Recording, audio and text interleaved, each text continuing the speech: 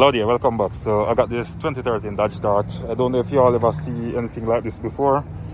Where the intake pipe, which is this piece right here that goes to the jack body and come around to the box here.